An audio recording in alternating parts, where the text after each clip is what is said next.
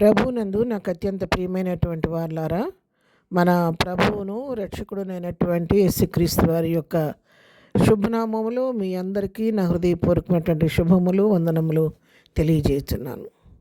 ఉదయకాల సమయంలో దేవుని వాక్యాన్ని ధ్యానం చేసుకుందాము.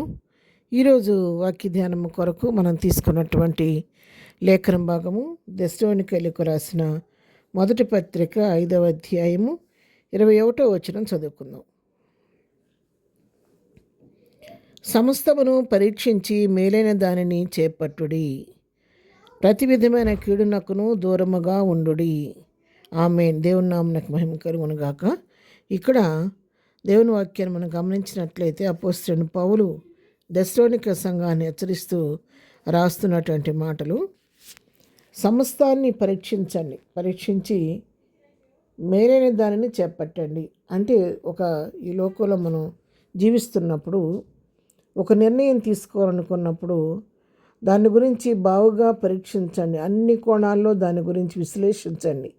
అన్ని కోణాల్లో పరీక్షించిన తర్వాత మేలైన దాన్ని మీరు ఎన్నుకొని దానిని మీరు చేపట్టండి అని చెప్పి వాక్యం హెచ్చరిస్తూ ఉంది. ఇక్కడ 22వ వచనంలో ఏం రాయబడిందంటే, ప్రతి విధమైన కీడునకును దూరముగా ఉండుడి. ఎందుకంటే ఆ విధంగా పరీక్షించుకోకుండా అజ్ఞానంగా మనం ఏదో ఒక నిర్ణయం తీసుకుందామని అన్నట్టుగా మన తొందరపాటు నిర్ణయాలు తీసుకొని తొందరపాటు ఆలోచనలతో వేచన లేకుండా ఒక నిర్ణయం తీసుకున్న ఒక కార్యం చేపట్టిన ఏమవుద్దంటే కొన్నిసార్లు తీసుకున్నటువంటి నిర్ణయము మనం తీసుకున్నటువంటి లేకపోతే ఎన్నిక అది కీడునకు దారి తీసేదిగా ఉంటుంది. కాబట్టి దానివల్ల వచ్చే ప్రతిఫలం మనకు ఎంతో అది ఇబ్బందికరంగా ఉంటుంది. కాబట్టి అలాంటి పరిస్థితి మీకు రాకుండా ఉండాలంటే, అలాంటి కీడు మీకు రాకుండా ఉండాలంటే మీరు చేయవలసింది ఏంటంటే, ముందుగానే ఒక కార్యం చేయబోతున్నప్పుడు దాన్ని బాగుగా పరీక్షించి మేలైన దానిని చేపట్టండి, వివేచించండి.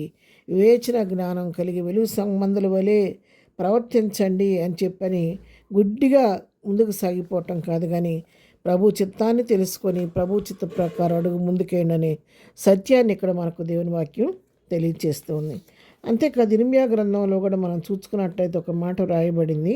ఇర్మీయా గ్రంథం 6వ అధ్యాయం 16వ వచనం చదువుకుంటే, యెహోవా ఇలాగూ సెలవిచ్చుచున్నాడు, మార్గములలో నిలిచి చూడుడి, పురాతన మార్గములను గూర్చి విచారించుడి, మేలు కలుగు మార్గం ఏది అని అడిగి అందులో నడుచుకొనడి, అప్పుడు మీకు నెమ్మది కలుగును. చూడండి, ఇక్కడ యెహోవా సెలవిస్తున్నాడంటే ఏమని చెప్తున్నాడంటే, మార్గంలో నిలబడి చూడండి, ఏ మార్గం సరైందో బావుగా తెలుసుకోండి. దాని గురించి పురాతన మార్గములను గురించి విచారించుడు అంటే పూర్వమందు జరిగినటువంటి విషయాల గురించి, పూర్వం వారు ఏ మార్గంలో వెళ్ళారో, ఏ మార్గంలో వెళ్తే ఏ ఫలితాన్ని వాళ్ళు పొందుకున్నారు అనేటువంటి విషయాలు మీ పూర్వీకులను మీ పితరులను అడిగి తెలుసుకోండి.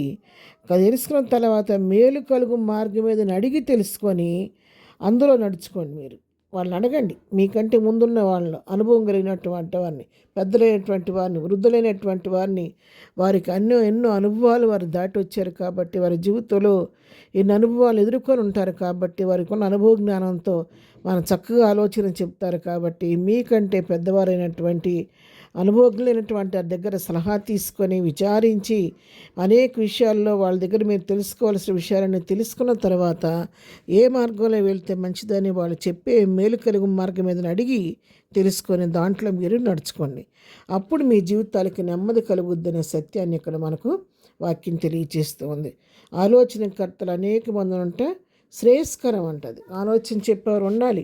ఎందుకంటే మన లోకంలో కూడా ఒక సామెత వాడతాం కదా, చెప్పేవాళ్ళు లేక చెడిపోయారని. కాబట్టి తొందరపాటు నిర్ణయాలు తీసుకోకుండా ప్రతి విషయంలో, అది చదువుకునే పిల్లలైతే వారికి పై చదువులకు వెళ్ళే విషయంలో కావచ్చు, వివాహాల విషయంలో కావచ్చు, ఇంకా ఉద్యోగాల విషయంలో కావచ్చు, అనేక విషయాల్లో ఒక పని చేపట్టేటప్పుడు దాని గురించి మంచి చెడు వెనక ముందు వివేచించాలి. పెద్దలను అడిగి అనుభవం కలిగినటువంటి వృద్ధులు, వాళ్ళ అనుభవం కలిగిన వారు కాబట్టి వాళ్ళ సలహా తీసుకొని అనుభవపూర్వకంగా వాళ్ళు చెప్పినటువంటి మాదిరికరణ విషయాలు మనం బాగా పరీక్షించి మేలైన మార్గం మీద అడిగి తెలుసుకొని దానిలో వెళితే మన జీవితంలో మేలు కలుగుద్దని, నెమ్మది కలుగుదని వాక్యం సెలవిస్తుండగా మనము కూడా ఆ విధంగా ప్రతి విషయంలో కూడా సమస్తాన్ని నలుదిశలో పరీక్షించి మేలైన దానిని చేపట్టి ప్రభు ఇచ్చే కృపను ముందుకు పొందుకొని ముందుకు సాగిపోదాం. ప్రార్థన. ప్రేమగాని తండ్రి, ఉదయకాలం మాకు ఇచ్చిన శ్రేష్టమైన వాక్య భాగాన్ని బట్టి నీకు వందనాలు.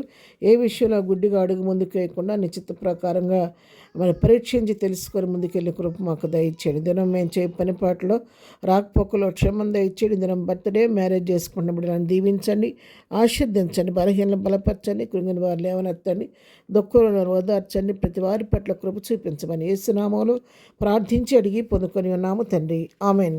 ప్రభు కృప సదాకాలం మనందరికీ తోడై నడిపించునుగాక. ఆమెన్.